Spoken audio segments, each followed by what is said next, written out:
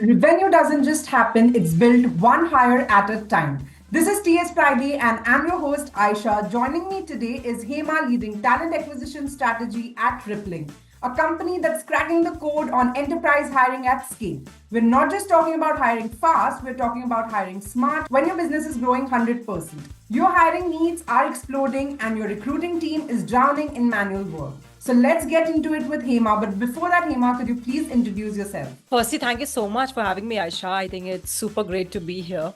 Well, about me, I've spent over a decade in talent acquisition, working across a mix of high growth startups and large orgs. I've had the opportunity to work with companies like DirectEye, Upgrad, as well as firms like Wipro and Jardine Lloyd Thompson. Currently, I'm with Rippling, as you're aware. I have been here for almost 4.5 years. Over this time, I have built teams from scratch, not just in India, but across regions like the Philippines, Singapore, and the US, right? My work has predominantly been into leadership hiring, building teams from ground up, love doing that, volume hiring, niche hiring strategy is something that I've been driving, especially within GTM functions. So that's a little bit about me.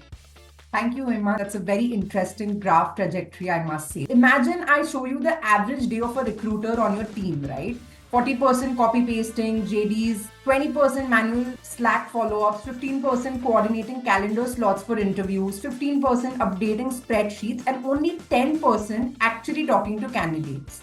That's not unique to Rippling, that's the industry norm. So, when you're hiring GTM talent at scale, how do you break this pattern? And what happens to quality when a recruiter is trying to manage 60 open positions? So, what's your take on this? If I do the math, that's recruiters spending almost 80 to 90% of their time on admin work. Right. That's a lot. Are they even recruiting? So I think we'd focus on few simple things. First, obviously, is around prioritization. So not every role is going to be urgent, right? Like some roles directly impact revenue. So it's important that your time and bandwidth reflects that, right? So I'll start with that. Secondly, maybe automate as much as possible. Things like scheduling, follow-ups, reminders, anything repetitive, if that can be automated or system-driven, right? Yeah. Other than that, maybe remove coordination work from recruiters. I think they usually end up spending a lot of time there, right? So, I mean, if I talk about my current company, we have a coordination team. So they really help us set up interviews, and that way recruiters don't get to chase, calendars of people. So it really helps. Oh, by the way, I missed also sharing about AI. We're really leveraging that big time. And honestly, it's been a game changer. It helps us screen profiles better, surface the right signals early on. Because I feel like when recruiters are overloaded, hiring becomes super reactive, and they're just like keeping up instead of actually hiring well. So I think when that happens, even quality drops, and not because people aren't great, but because they simply don't have the time, to be good. So end of the day, goal is simple: free up recruiters so they can actually talk to candidates and maybe make better decisions. Here's something that puzzles me. Referrals are statistically your best source, right? Higher retention, better culture fit, faster onboarding. Yet most referral programs hover around 10-12% employee participation. So, firstly, we wanted to understand why is it? Because employees get frustrated, they submit a referral, then radio silence, no tracking, no feedback, no payout clarity. Yeah. Your TA team doesn't have the data to know if referral sources are actually producing higher quality hires or just volume. So the referral engine becomes a one-time campaign, not a sustainable hiring multiplier, right? So how do you think about building a referral culture that's actually data-driven? Oh my God, this is my favorite topic, referrals. I mean, we keep driving that a lot here at my current company, to keep driving a lot of referral programs because we love hiring via referrals. So main issue is pretty simple. I think imagine, Aisha, you referring someone and you don't hear back. I think when team goes absolutely quiet, there is no update, maybe no clarity, sometimes no closure even, right? Like over time, people would just stop referring, man. Not because they don't want to, but because it feels like nothing's gonna happen. So firstly, I would say close the loop. Every referral should have a status update. So even like a not moving forward with a reason is better than silence anytime. Other than that, giving them visibility, like employees should know what happened. Was the person interviewed? moved ahead or even rejected. Because, if you give that feedback, that would eventually build trust, right? People don't really track whether referrals are actually doing better at the company, right? Like, so real questions should be for them is to, are they even performing better after maybe 6 months? So referrals shouldn't be treated as a side channel is my question, right? Like at the end of the day, a strong referral program just isn't a campaign. It's a simple system built on trust, communication, and proof that it actually works. Very well put, Hema. That brings me to my next question. GTM roles directly impact business outcomes. What's one hiring mistake that can cost more than just a bad hire? Two roles can look similar on papers, Right. but the work they need to do can be absolutely different. So what happens is if you hire someone great just for the wrong situation, like bringing in someone great at, let's say, enterprise sales, what you actually need is someone to build demand from scratch. Yeah. Or let's talk about a little bit of marketing. How about you hire a strong brand marketeer when the real gap is improving pipeline speed and conversions? So, Right. and that's things go wrong, right? It's not just one bad hire, it becomes the time that you've lost, teams are confused, and even the belief that this isn't going to work, this isn't working, when actually the strategy was to never, match it to the problem, right? So the worst part is you often again end up hiring to fix the first mismatch. Right. So you lose even more time, energy, pipeline. So I think the real mistake is super simple. Hiring for a job title instead of like hiring for the exact problem you're trying to solve right now. So now that we've spoken about like a hiring gap or a bad hire and the kind of impact that it could actually have on the business, what is your definition of a perfect GTM hire beyond the resume? And what are the signals that you usually look for? Oh, okay, a perfect GTM hire. Well, it's actually pretty hard, to spot from a CV alone, right? Like, I mean, a CV can tell you what someone has done, but GTM, unfortunately, is really about how someone behaves, let's say, when things are unclear, uncertain. So I look for simple signals, and that's what I keep telling my team as well. Firstly, maybe ask them those questions, right? Like maybe just make them talk about their failures or achievements. Now, when I say achievements, not all good things, but maybe messy achievements, like if they're really comfortable talking about the most uncomfortable ones. Other than that, how quickly they seem to learn from new situations. See, because GTM changes fast. So I am actually less interested in whether they've seen it before, but more in whether they can figure things out quickly. The strongest hires always shift conversation to what the customer did or didn't do, not just what the team planned internally. For me, a perfect GTM hire isn't the person with the most fancy background. I think it's a person who is absolutely comfortable with ambiguity, someone who learns fast, and maybe quietly turns uncertainty into progress. Let's take a step back from frameworks. We want to uncover some hidden stories or something that you can actually give us from your personal experiences. So maybe tell us about a hire that surprised you, either someone who exceeded expectations or someone who looked perfect but didn't work out. What did that teach you about hiring for such roles? I love this question. I'm sure so many recruiters would have so many people in mind. If you ask me, two very different people come to mind actually. Okay. Okay, the first one, honestly, we almost didn't hire. I mean, they did have the perfect background, no big name, pedigree, not a very traditional GTM resume. But in the interview, they did something simple that stood out, which was they kept going back to basics.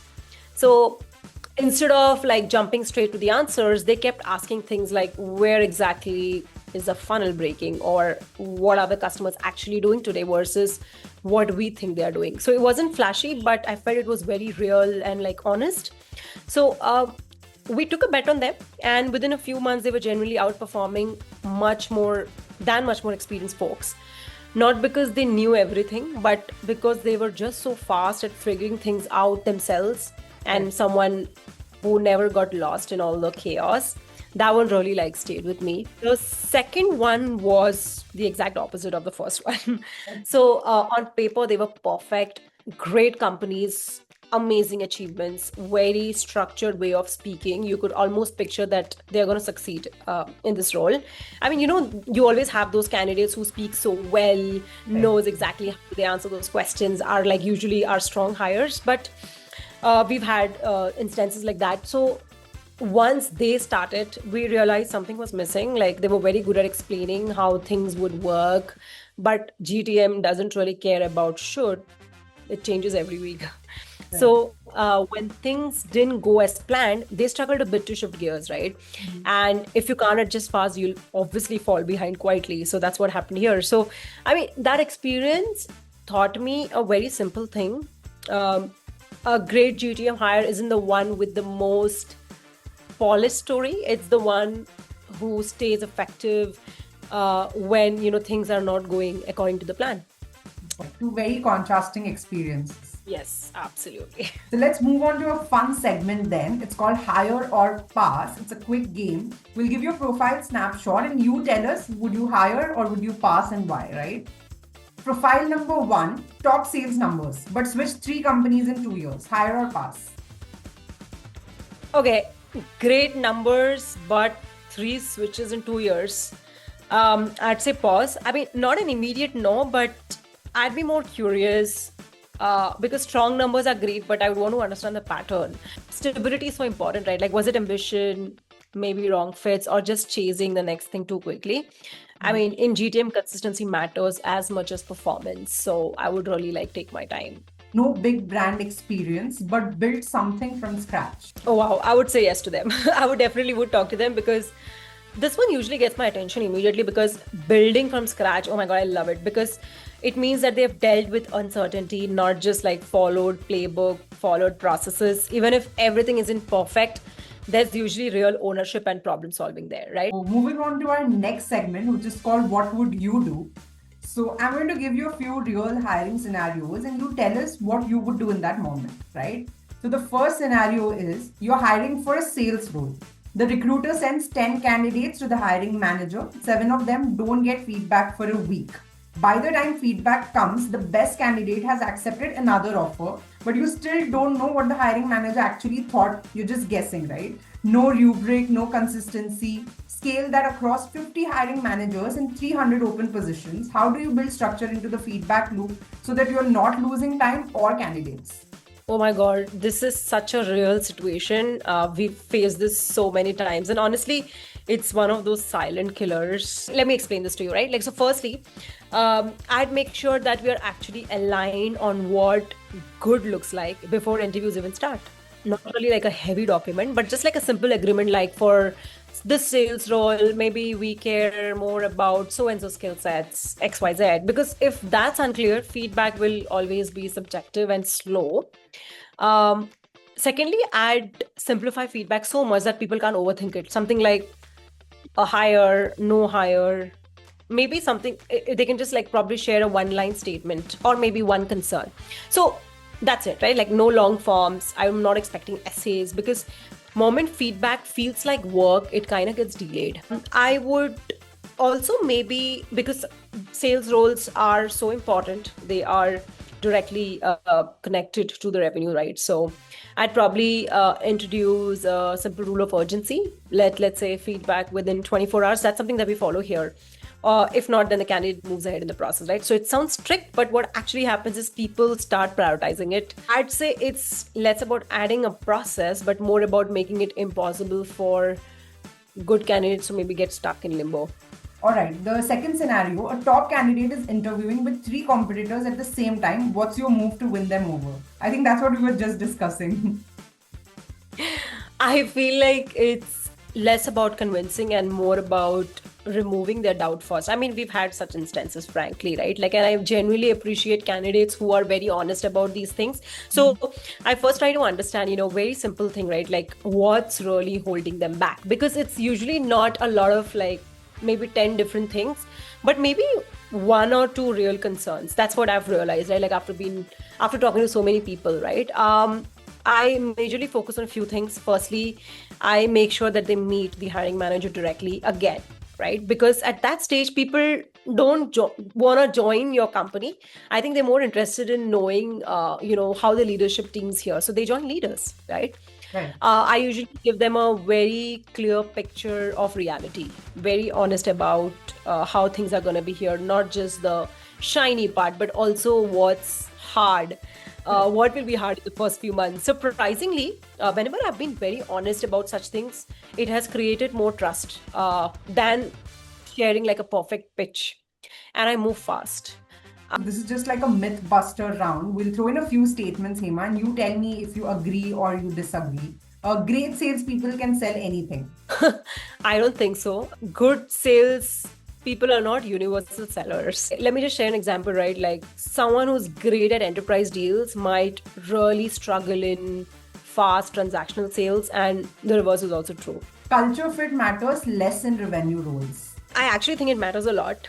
Revenue roles don't work in isolation. They are constantly like working with customers, product, internal teams. So if someone doesn't align with how the company operates, it usually shows up very quickly in how they handle pressure, how do they decide. So skills may definitely get you in, but culture is what actually that will really help you succeed long term here. Moving on to our final round, that's the rapid fire round.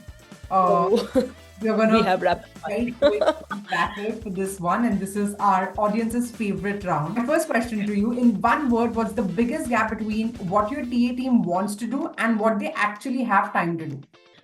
I mean, they want to do more strategic work and spend time on things like improving hiring quality, creating data-driven insights, but most of their time goes into follow-ups, coordination, fixing process gaps. So yeah.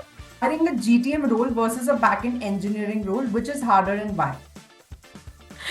Okay, engineering is more clear. You can test skills. GTM is tricky.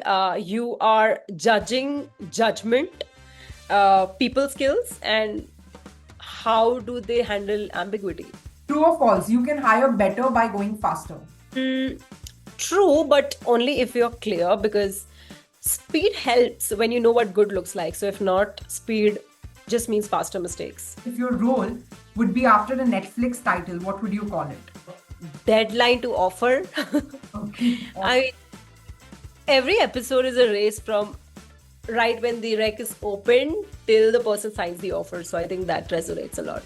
So my final mic drop question to you: if you had infinite budget to rebuild your hiring infrastructure tomorrow with AI, automation, integrated data, real-time compliance, what's the one thing you'd automate first and why? Not because it's the easiest, not because it impacts the most people, but because fixing it would unlock everything else for you and actually change how your business scales. Wow. I mean, if I had infinite budget, maybe I'd automate candidate communication and updates, because right now we've seen candidates dropping off, not always because of rejection, but because of the time it takes, right? Like because of silence. So if we could keep every candidate informed or always knowing where they stand, hiring would instantly become faster and more trusted. Other than that, feedback loop after interviews, because right now that's where things goes very slow. Absolutely loved your honesty throughout the episode, Hema. Just loved interacting with you. Thank you so much for being here. That's a wrap on this TS Friday episode, guys. What struck me was the shift from how do we hire faster to how do we build a hiring infrastructure that scales, because speed without structure is just chaos and structure without speed is just bureaucracy. If you're building a GTM team, if you're scaling hiring in India, if you're thinking about how talent acquisition actually impacts revenue, share this episode with your TA lead, your CFO, or your CHRO. See you next Friday. Thank you so much, Hema. Yes, thank you so much for having me, Aisha. Love this.